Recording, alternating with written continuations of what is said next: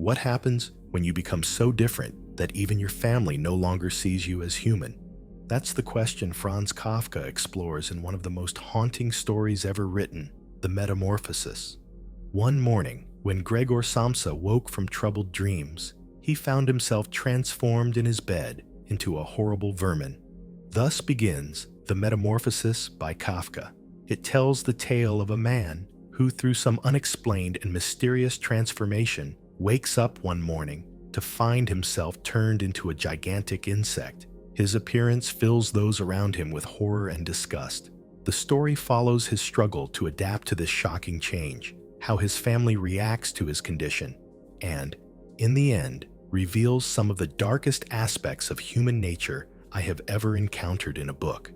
Through Kafka's novel, we will explore the impact of fear on the human mind, the way dehumanization can shatter a person's spirit, and the unsettling truth that we are all capable of cruelty beyond what we might imagine. But first, let's introduce the main characters. At the center of the story is Gregor, a traveling salesman who, unfortunately, now finds himself in the form of a giant beetle. His sister, Greta, begins as a compassionate and caring figure, but over time, her nature hardens, and she becomes distant and unkind. Gregor's father is deeply afraid of him and is determined to keep him locked away, hidden from the world. His mother, although wishing to care for him, is so overwhelmed by the situation that she spends much of her time weeping in distress. Quite a cheerful lineup for an uplifting tale. So, with that in mind, let's dive in. The Austrian pioneer of psychoanalysis, Sigmund Freud, once proposed that when fear is pushed down or left unchecked, it can quickly turn into anger. Even today, many therapists still agree with this idea. Think about it. When you feel afraid, your brain is detecting a danger, and your instinct is to escape from it. This is the flight part of the fight or flight reaction. But when escape is impossible, the only remaining choice is to fight. And for that to happen, fear has to shift into anger, making it a useful tool for survival. Kafka illustrates this very idea, showing how fear can wreak havoc on the mind. Gregor looks back on his life before his transformation with warmth. As the only provider for his family, he felt he had earned their respect. His father and mother were proud of him. His sister admired him. He was cherished, valued, and seen as important. But all of this was undone by one thing: fear. At first, his family's fear was simple. He could no longer work. Without his income, they would have to support themselves. A daunting thought. But beneath that, there was an even deeper and more unsettling fear.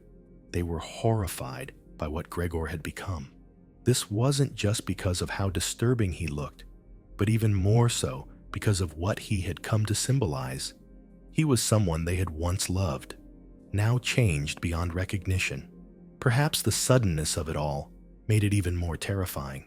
Gregor was a living reminder that everything can collapse in an instant, without warning, without a way to turn back time. No matter what first triggered their fear, it soon spiraled into something far worse, a storm of anger and resentment. At first, they refused to even acknowledge him. He was shut away in his room, left in isolation. Only his sister would enter occasionally, cleaning up and leaving behind bits of food no one wanted. If Gregor ever attempted to leave, they forced him back, violently if necessary. His father drove him back inside with a stick whenever he tried to escape.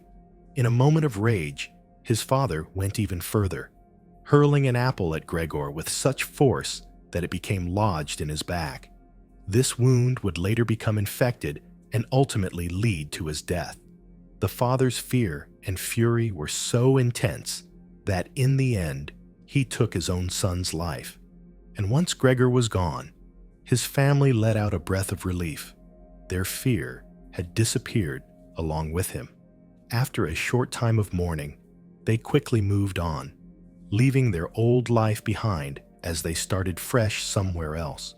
With this, Kafka paints a striking picture of one of the darkest sides of human nature. Many times, the things we fear and push away have done nothing wrong. Usually, we are afraid of what is unfamiliar or what seems to pose a threat, whether intentional or not. Gregor's father is afraid of Gregor because he worries that if others were to see the insect, they would judge the family as dirty or shameful. But that is not Gregor's fault. Even so, the father's fear twisted into anger and resentment. The same thing can happen to any of us. However, Kafka is not saying that fear and anger are always wrong. If someone tries to harm you on the street, for example, feeling fear or anger is a natural and even useful reaction. But he does caution us that these emotions are not always logical. They can take hold of us in ways we do not fully understand, influencing not only how we treat others, but also how we see ourselves. Now, what about Gregor's own emotions? That is what we will explore next. I once knew someone who dreamed of becoming a dancer. He dedicated himself completely to it, and there was no doubt he was on the path to success. But one day, in a terrible car accident, he broke both of his legs. Although he eventually recovered, his mobility was never the same, and his promising dance career came to an abrupt end. Losing this dream pushed him into a deep depression, and it took a long time for him to overcome it. The turning point came when he found a new purpose, something that gave him just as much fulfillment as dancing once had. Today, he is a physicist, and he finds just as much joy in his work as he once did on stage. The important takeaway is that when he lost the foundation of his identity, he struggled deeply, but he was able to rebuild his sense of self through something new. This is something most of us can understand. We all have certain aspects of our lives that shape who we believe we are. Some people take pride in their kindness and compassion, while others, like Mike Tyson, once built their identity around their ability to win fights. The problem arises when those defining traits or abilities are taken away. It is no surprise that losing them can cause deep emotional distress. No one captures this struggle better than Kafka. After Gregor's transformation, his mind becomes overwhelmed with uncertainty about who he is. He can no longer support his family. He is unable to work, and even his own body no longer feels familiar. The foods he once loved now disgust him, while spoiled scraps strangely appeal to his new form. With everything that once defined him suddenly gone, it's no surprise that he falls into deep sadness. His role as the provider for his family is especially important to consider because it highlights the two-sided nature of the roles we believe we must fulfill. On one hand, this identity gave him great purpose. When he was able to take care of his family, he felt pride and satisfaction. His loved ones valued him, and he was treated with admiration and respect. But once he lost that ability, he was no longer seen the same way. Unable to contribute, he fell into despair, feeling as though he had lost all meaning. Schopenhauer once pointed out that because humans can think and reflect, they can amplify both their happiness and their suffering by tying themselves to specific goals. When we succeed, we feel joy, but that feeling fades quickly as we chase the next achievement. However, when we fail to meet our own expectations, it can lead to deep frustration and sadness. Schopenhauer saw this as a reason to be pessimistic about life, believing that humans are doomed to dissatisfaction. But I take a more hopeful perspective. People often find it incredibly hard to live without something to aim for. This is part of what Camus meant when he asked us to imagine Sisyphus happy. We naturally find meaning in pushing through difficulties, overcoming barriers, and reaching our goals, no matter how big or small, fully aware that each challenge will eventually be replaced by another. But what happens when our goals are just beyond our grasp, or when others impose expectations on us that we have no real interest in? What if we are trapped in roles that are hard to escape from? And even considering a change brings judgment from those around us. I won't claim to have all the answers, but existential philosophy offers many different perspectives to explore. Sartre, for example, believed that living authentically, refusing to take on roles that don't align with who we truly are, was the key to fulfillment. Nietzsche suggested that we should create our own values, separate from society's expectations, and strengthen our inner resolve. Camus, on the other hand, argued that we should move beyond the search for meaning itself. Personally, I think the journey is unique for each person. Existential philosophy, to me, should not feel like an order from a commander, but more like gentle advice from a wise and understanding friend. No one captures these deep questions of purpose and identity quite like Kafka. His stories continue to resonate with us today because they reflect struggles that are still very real. The way he carefully traces Gregor's descent into despair is a masterpiece in itself, and that is what I want to explore next.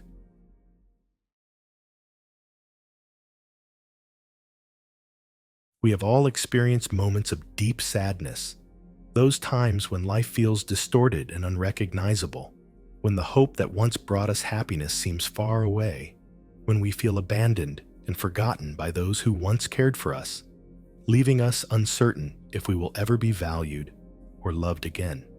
Gregor is a powerful example of someone trapped in this kind of suffering. As mentioned earlier, his first reaction to his transformation is grief over the life he lost. He misses the days when he was still human, able to take care of himself, support his family, and connect with others as an equal. But what makes his story so compelling is how his despair evolves throughout the novel. In the beginning, though he is overwhelmed with sadness and worry, he continues to care deeply for his family, especially his sister. When he notices that she is afraid of him and cannot bear to look at him, he makes the choice to hide under the sofa whenever she enters the room. Even in his darkest moments, his heart still holds love for his family and for people in general. But as time passes and his family's attitude toward him remains cold and distant, something inside him starts to change. At first, Gregor convinced himself that his family just needed time to process the shock of his transformation, and that, before long, they would accept him again with kindness. But as reality sets in, he realizes this will never happen. The truth is undeniable now. He is no longer wanted.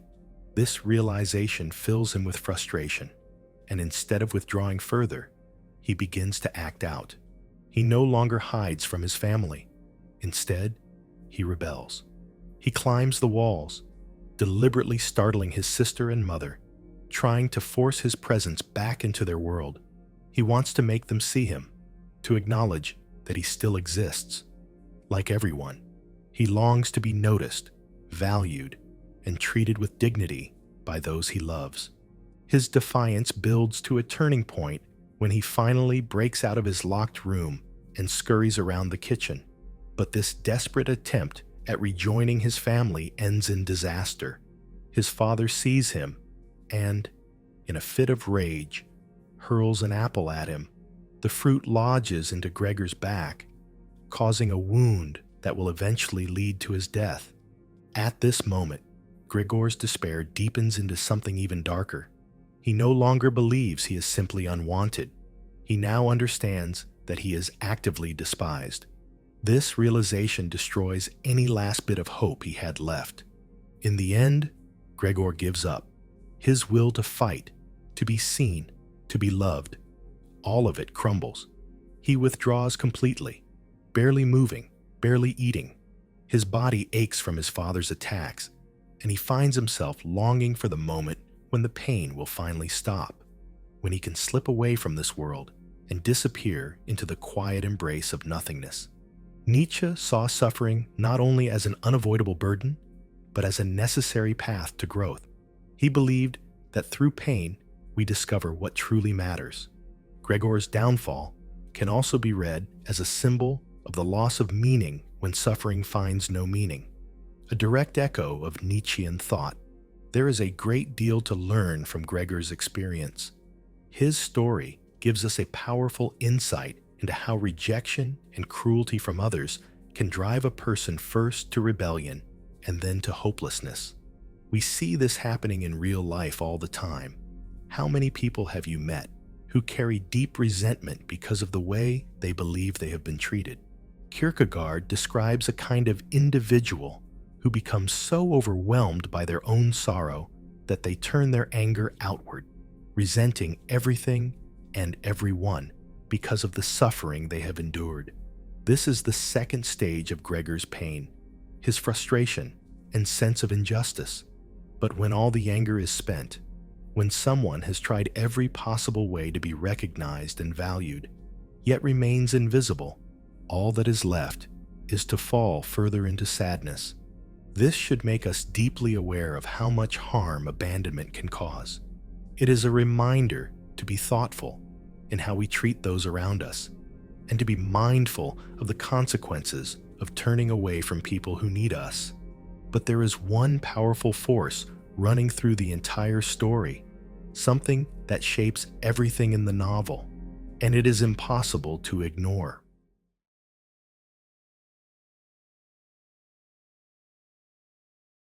Think back to a moment when you felt truly embarrassed, when your face grew hot, and it seemed as if everyone was watching you. I remember an incident from a few years ago when I was in a social setting and made a silly joke about someone's mother. It was only after saying it that I remembered his mother had passed away earlier that year. Fortunately, he didn't seem upset or offended, but the instant shame I felt for being so careless stayed with me. Even now, my mind cruelly brings up that memory when I'm trying to sleep, and the feeling of embarrassment is still deeply imprinted in me. I'm sure you have moments like that too. Times when you wished you could turn back the clock and undo something you said or did. It's a nearly universal part of being human, and no one captures this feeling better than Kafka. The entire story of Metamorphosis is steeped in the theme of shame, affecting every character in different ways.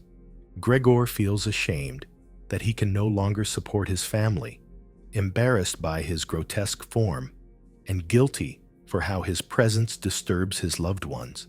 His father carries his own shame, having been forced to take a low-ranking job at a bank, which only fuels his harsh treatment of his unfortunate son. Gregor's mother, once full of love for him, now cannot even bear to look at him, ashamed of her own fear and helplessness. The whole family shares a deep sense of humiliation, having lost their financial security and now being forced to house 3 lodgers who belittle them in their own home. Shame lingers over every part of their lives, and by emphasizing this, Kafka delivers a powerful critique of how individuals struggle within the structures of society. The philosopher Thomas Hobbes, in his famous work Leviathan, argued that people willingly give up certain freedoms and take on specific roles in exchange for the benefits of living in an orderly, safe society. You surrender the ability to do whatever you please. You agree to follow rules and pay taxes, and in return, society offers stability and protection. At least, that is the promise, though many thinkers have questioned whether this arrangement truly works as intended. After all, we often do not actively choose our responsibilities in society. Many of them seem forced upon us rather than agreed upon willingly. Nietzsche famously claimed that social expectations prevent extraordinary individuals from reaching their full potential. Kafka, on the other hand, highlights one of the most powerful ways that society enforces its rules: through shame. Shame works almost like an invisible force, shaping our thoughts based on the values of the culture we belong to. If you lived in a society ruled by religion, you might feel ashamed for questioning your faith. If you were part of a culture that prized long hair, losing your hair might fill you with embarrassment. But Metamorphosis shows just how harmful this kind of shame can be. Gregor's transformation is the root of his family's humiliation. They are ashamed of his condition, and that, combined with the fear I discussed earlier, leads them to shut him out, mistreat him, and ultimately abandon him. In the end, their shame and fear are so overpowering that they feel relief, even joy, when he dies. Through Metamorphosis and other works like The Trial, Kafka examines how shame itself is neither good nor bad by nature. It is a neutral force, one that can be used to uplift or to destroy, depending on the society that enforces it and those who wield its power. In true Kafka fashion, he delivers a serious warning. Be cautious of shame. Be mindful of when you feel ashamed. But above all, be careful about shaming others. You can never truly predict how that shame will affect them or what desperate actions they might take to escape it.